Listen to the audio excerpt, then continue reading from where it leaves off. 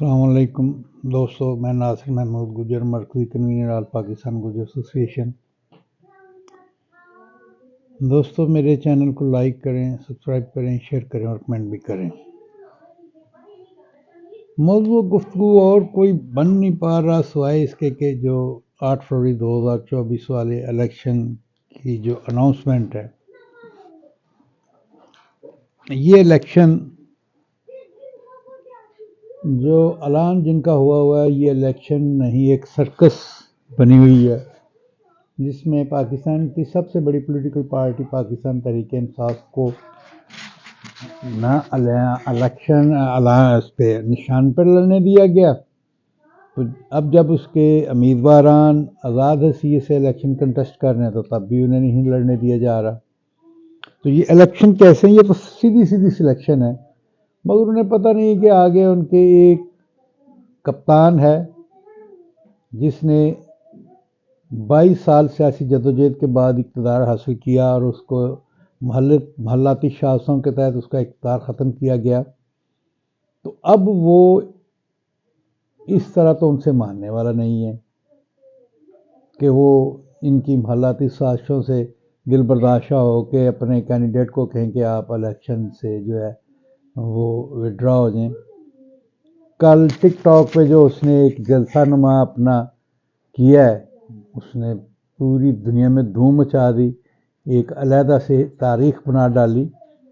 تو جب ایک پرسنالٹی طریق ساز کام کرنے والی ہے، ہسٹری بنانے والی ہے، تو وہ ان بونے سیاستدانوں سے کہاں دبے گا جن کی سیاسی جدوجہد ایک دن کی بھی نہیں ہے۔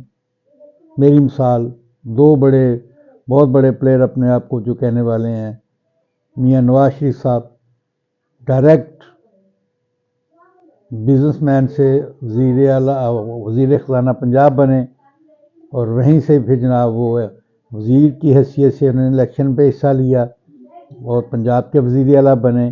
پھر جس طرح بھی وہ آگے وزارت اعلیٰ اور وزارت عظمیٰ کرتے رہے ہیں، یہ ایک ہسٹری ہے جو ہر کسی کے علم میں ہے۔ اس کے بعد دوسری بڑی پارٹی کے چیئرمین بلاول بھٹو زرداری، ان کی ماں ایک حادثہ میں اللہ کو پیاری ہوئی، شہید ہوئی، تو ایک ڈرامے سے اس کو چیئرمین بنا دیا گیا۔ ایک دن کی اس کی سیاسی ٹریننگ نہیں تھی، محلاتی سازشوں کے تحت وہ وزیر خزانہ بنا، اور اب وہ مقابلہ being a chairman Peoples Party کر رہا ہے۔ تو جو کچھ پنجاب میں انہیں مل رہا ہے وہ انہیں بھی نظر آ رہا ہے اور ہمیں بھی نظر آ رہا ہے۔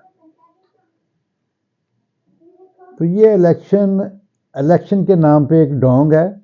الیکشن اول تو ہوتے نظر نہیں آ رہے، کوئی نہ کوئی ایسا مس ہیپ ہوگا جس سے یہ الیکشن ملتوی ہو جائیں گے، یا فوج مداخلت کر کے تو ایمرجنسی ڈکلیئر کر کے ان الیکشن کو ملتوی کر دے گی، کیونکہ جو یہ چاہ رہے ہیں وہ الیکشن میں انہیں حاصل نہیں ہو رہا کہ پاکستان تحریک انصاف کے امیدواران بغیر نشان کے ان حالات میں بھی اگر وہ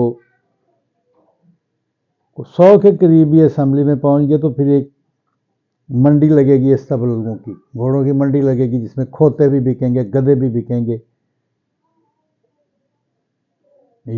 جو یہ ہمارے مختلف لوگ سیاسی کاروبار کرتے ہیں، سیاسی کاروبار کرنے والوں میں زرداری صاحب بھی ماشاءاللہ بڑے ایکسپرٹ ہیں، میاں شہباز شریف صاحب بھی بڑے ایکسپرٹ ہیں، اور استحکام پاکستان پارٹی کے جو کرتا دھرتا ہے جہانگیر خان ترین صاحب، وہ بھی بڑے ایکسپرٹ ہیں، ان کے پاس جہاز بھی ہے، ان کے پاس پیسہ بھی ہے، وہ بولی لگائیں گے، گھروں میں جائیں گے، خریدیں گے اور خرید کے لا کے انہیں حکومت بنوائیں گے۔ تو یہ ڈیموکریسی کس سٹائل کی ڈیموکریسی؟ یہ ڈیموکریسی نہیں، یہ بدترین آمریت ہے جو اس وقت ملک میں رائج ہے۔ یہ بھی کبھی ہوا ہے کہ الیکشن کے دنوں میں دفعہ 144 کا نفاذ، اگر آپ کو اتنے خطرات ہیں ان انتخابات کو، آپ ویسے جو ایک بھونگی سی حرکتیں کر رہے ہیں انہیں ملتوی کر دیں، ملتوی کر کے تو حکومت آپ کے پاس ہے، بیٹھیں چلائیں۔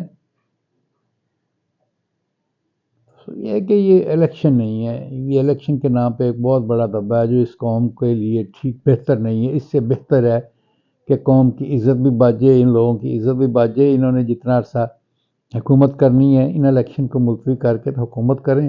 جب ان کا جی بھر جائے تو تب یہ الیکشن کا اعلان کر دیں، اور جیسے کیسے بھی ہوں تمام پولیٹیکل پارٹی کو حصہ لینے دیا جائے، اور جو بھی ایک ہنگ قسم کی پارلیمنٹ جس طرح کی یہ لوگ چاہتے ہیں اس طرح کی ہنگ پارلیمنٹ بن جائے، سودے بازی کر کے تو یہ اقتدار اپنے من پسند لوگوں کو دے دیں۔ مگر اس وقت اگر یہ جو حرکت ہوئی تو وہ حرکت ملک کے لیے بہتر نہیں ہوگی۔ تو اسی کے ساتھ میں اجازت چاہوں گا۔ باتیں بڑی تلخ ہیں، اور بھی باتیں بڑی تلخ ہیں، مگر میں کرنا نہیں چاہ رہا کیونکہ وقت نہیں، حالات نہیں، جو ایک ماحول بنا ہوا ہے وہ ماحول بھی نہیں ہے کہ اس طرح کی اتنی باتیں یہ ہمارا حکمران طبقہ برداشت کرنے کی صلاحیت نہیں رکھتا۔ تو اسی کے ساتھ میں اجازت چاہوں گا۔ خدا حافظ۔